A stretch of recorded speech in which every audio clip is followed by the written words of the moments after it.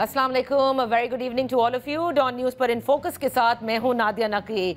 मई में मार्का हक में पाकिस्तान ने जिस तरह से भारत को शिकस्त दी, भारत को हजीमत उठानी पड़ी, न सिर्फ ये बल्कि फिर सिफारतकारी में भी भारत बिल्कुल अकेला और तनहा रह गया और वहाँ भी वो कुछ साबित ना कर सका।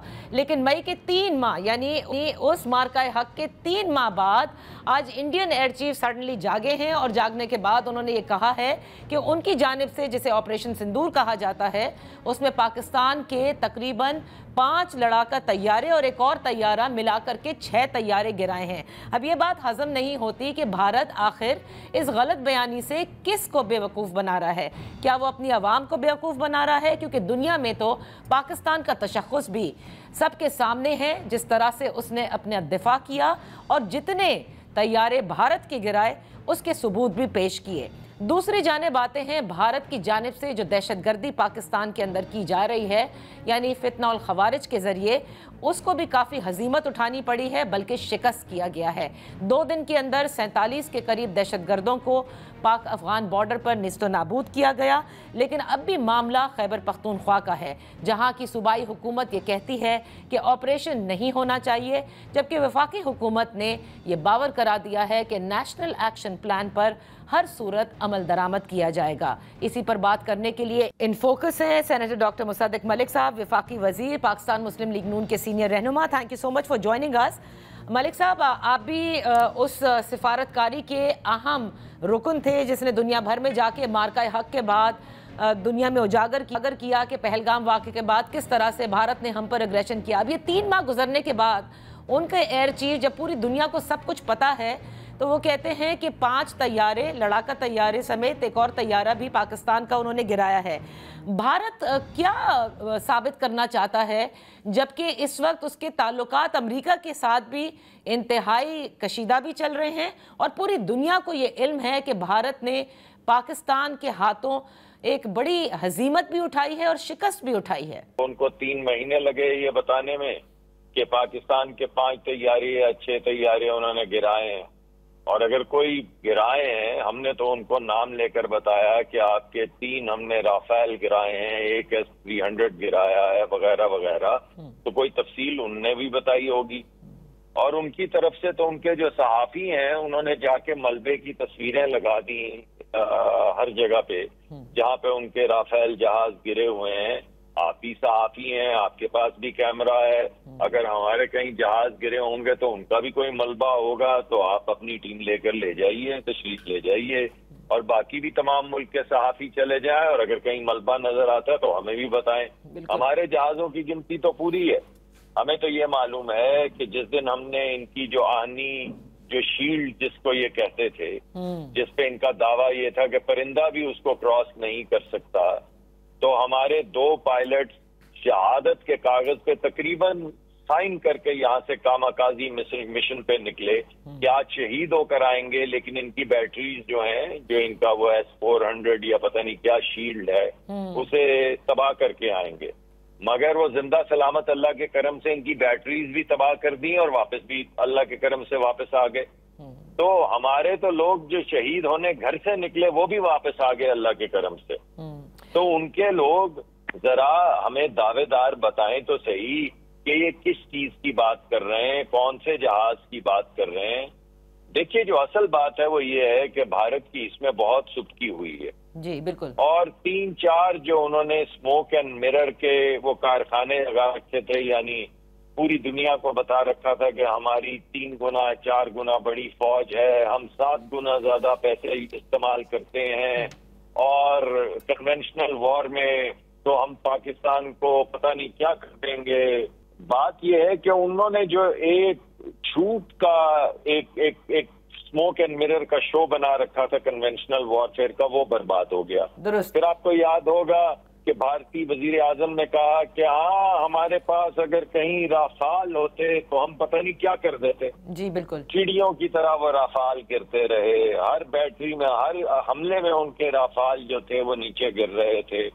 तो राफाल वाली भी मिथ खत्म हो गई, कन्वेंशनल वॉरफेयर वाली भी मिथ खत्म हो गई, हमारे यहाँ परिंदा उड़ के नहीं आ सकता वो भी मिथ खत्म हो गई। हमने जहाँ पे मिसाइल दागना चाहा मिसाइल दागा।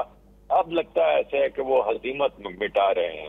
ہوتا ہے ایسے. ہاں لیکن کیا آپ کو لگتا ہے کہ اس وقت ملک صاحب قطع کلامی کے لیے معافی چاہوں گی کہ جو بھارت ہے اس کو یہ بھی ہضم نہیں ہو رہا کہ امریکہ جس طرح سے ان کے مقابلے میں پاکستان کو ٹیرف کتنا کم ملا، اور دوسری جانب جو شراکت داری کی اس نے اناؤنسمنٹ کی ہے اور بار بار وہ سیز فائر کا بھی ذکر کرتے ہیں کہ انہوں نے کرائی، یہ بات اس وقت بھارت کو ہضم نہیں ہو رہی.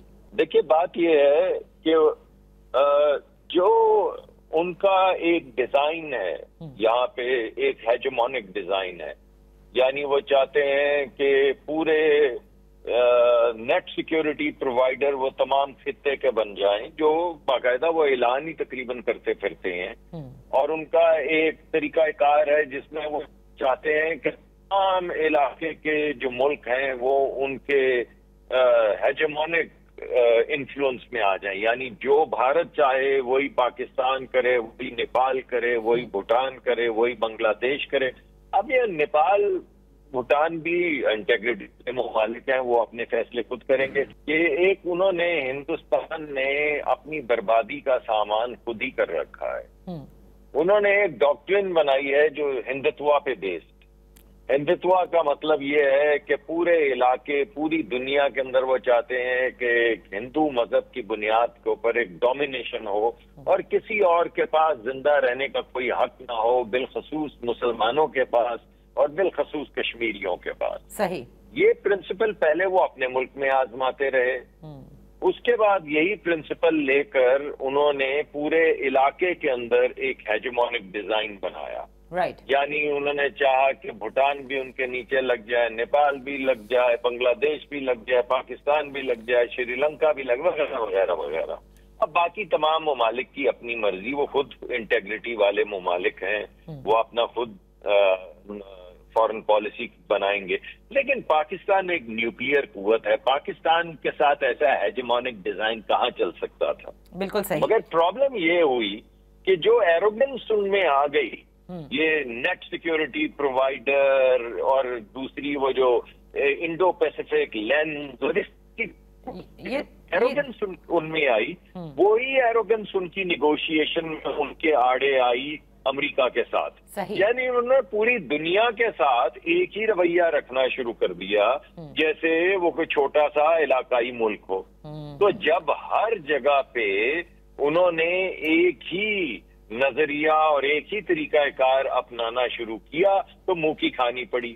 تو جب بڑے ملک کے منہ لگے تو بڑے ملک نے پھر تکنی کا ناچ نچا دیا. اب بیچارے پریشان ہو رہے ہیں کہ 50% لگ گیا ہے، اس کو کم کیسے کریں. بالکل. تو لیکن ملک صاحب اب دیکھیں ایک اور چیز ہے، ہم نے ان کو مارکہ حق میں شکست دی ہے، لیکن جو دہشت گردی یعنی جو فتنہ الخوارج افغانستان کے راستے ہم نے دیکھا کہ 47 کے قریب 2 دن کے اندر آپریشن کے ذریعے ان کو نیست و نابود کیا گیا. اور اس کے علاوہ بھی بلوچستان ہو یا خیبر پختونخوا ہو، ہندوستان وہاں سے کوشش کر رہا ہے دہشت گردی کے ذریعے. لیکن جو اب اندرون خانہ دہشت گردی ہے، اس میں اس وقت خیبر پختونخوا کی حکومت اور وفاق یہ سیم پیج پر نہیں نظر آتے. کبھی وہاں سے آوازیں آتی ہیں کہ کوئی نیا آپریشن نہیں ہوگا، کبھی وہ کہتے ہیں کہ جرگے کے ذریعے کرنے دیں، افغانستان کے ساتھ جا کر معاملات حل کریں. اس کو آپ کیسے درست کریں گے؟ اندرون خانہ ایک عجیب سی بات ہے، اور آپ کیونکہ صحافی ہیں تو آپ نے تو اس پہ تحقیق بھی کر رکھی ہے. ارے بھائی 1990 سے آپ سارے آرٹیکلز اور ساری کانورسیشنز عمران خان صاحب کی اٹھا کے دیکھ لیجئے، اور مجھے کوئی ایک وقت بتائیں جب وہ طالبان کے ساتھ نہیں تھے. آپ ایک بتائیں. پہلے آرٹیکل جو انہوں نے طالبان کی تعریف میں لکھے، اس کے بعد جو انہوں نے کہا کہ ہم طالبان کے دفاتر کھولیں گے خیبر پختونخوا میں اور وغیرہ وغیرہ وغیرہ.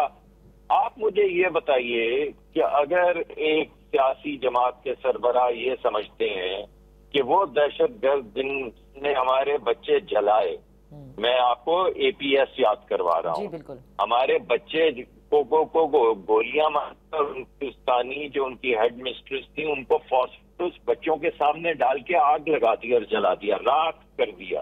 اگر وہ پھر بھی سمجھتے ہیں کہ ان سے بات کرنی چاہیے تو اب اس طرح کی پولیٹیکل ایڈیالوجی کا کیا علاج کیا جا سکتا ہے؟ اگر وہ سیلیبریٹ کرتے ہیں طالبان کے نقطۂ نظر کو، اگر وہ یہ سمجھتے ہیں کہ ہمیں دہشت گردوں کے ساتھ जा के बात, और जब मैं तालिबान कहता हूं तो मैं टीटीपी की बात कर रहा हूं जी दुरुस्त। कि हमें जाके टीटीपी के साथ मुज़ाकरात करने चाहिए। तो इसका मतलब है वो ये कह रहे हैं कि जिस तरह का निज़ाम टीटीपी चाहती है, या जिस तरह का निज़ाम हमारे हमसाया मुल्क में है, जहाँ पे जो खवातीन का ट्रीटमेंट है, जो तालीम का ट्रीटमेंट है, तो हमारे यहाँ भी वही हो जाए। भाई अगर आप निगोशिएट करेंगे तो वो तो आपसे वही मांगेंगे ना जो वो बिलीव करते हैं। सही। तो जब आप खुद उस पर बिलीव करते हैं तो इसमें आप वफाकी हुकूमत क्या कर सकती है? ये बहुत बड़ी एक प्रॉब्लम है। दूसरी बात ये है कि दहशत गर्दी के हवाले से पिछली मर्तबा भी हमने एक ऑपरेशन तजवीज किया, जिसको खैबर पख्तूनख्वा की हुकूमत, सामने नहीं जो मर रहे हैं, हुकूमत ने रद्द कर दिया और कहा कि बिल्कुल ऑपरेशन नहीं होगा। तो हमने उनसे पूछा कि ओके चलिए मान लेते हैं आपकी बात, if not operation then what? Right. और उनके पास कोई जवाब नहीं था, बस वो खामोश आपकी तरफ देखते रहते हैं। आपको कहते हैं ऑपरेशन नहीं होने देंगे, अपने बच्चे मरने देंगे। नहीं तो क्या अब उनकी सुनी जाएगी या नेशनल एक्शन प्लान पर अमल दरामद किया जाएगा? नहीं मैडम, हम तो अपना तरीकाकार लेकर चलेंगे। वफाक की जो फोर्सेस हैं वो तो जो हमारी स्ट्रैटेजी है उसकी मुताबिकत से चलेगी। हम आज भी उम्मीद रखते हैं, क्योंकि सियासी लोग हैं, सियासी डायलॉग पे यकीन रखते हैं। हमें आज भी यकीन है कि जब दोबारा गुफ्तगू होगी और हम उनसे पूछेंगे कि अच्छा अगर आपने अपने बच्चे, अपने जवान, अपनी पुलिस, अपनी बच्चियां शहीद नहीं होने देनी और आप समझते हैं कि ऑपरेशन नहीं होना चाहिए, तो कुछ बताइए कि क्या होना चाहिए। जब यहाँ पे बात पहुंचती है तो सुमन बुकमन उंगलियों बिल्कुल खामोश हो जाते हैं। इस वजह से हमें आज भी उम्मीद है कि जब ये बातचीत चलेगी तो उनके पास भी कोई जब जवाब नहीं निकलेगा तो फिर वो ऑपरेशन को सपोर्ट करेंगे। ये मेरा जाती ख्याल है। मगर आप इसको ये समझ लें कि खुशफहमी है या उम्मीद है या यकीन है जमहूरियत पे कि डायलॉग होगा तो वो लोग मान जाएंगे। मगर अगर वो ये कहें कि सारा मुल्क जो है उसको उसी तरह का बना दो कि बच्चियों को बंद कर दिया जाए, उनके स्कूल बंद कर दिए जाएं, तो उनको घरों में कैद कर दिया जाए, तो फिर हम उसको सपोर्ट नहीं करेंगे। बहुत बहुत शुक्रिया मुसद्दिक मलिक साहब for being with us on the show. इसी के साथ वक्त हुआ एक ब्रेक का। ब्रेक के बाद जब हम वापस हाजिर होंगे तो एक और मौजू पर बात की जाएगी।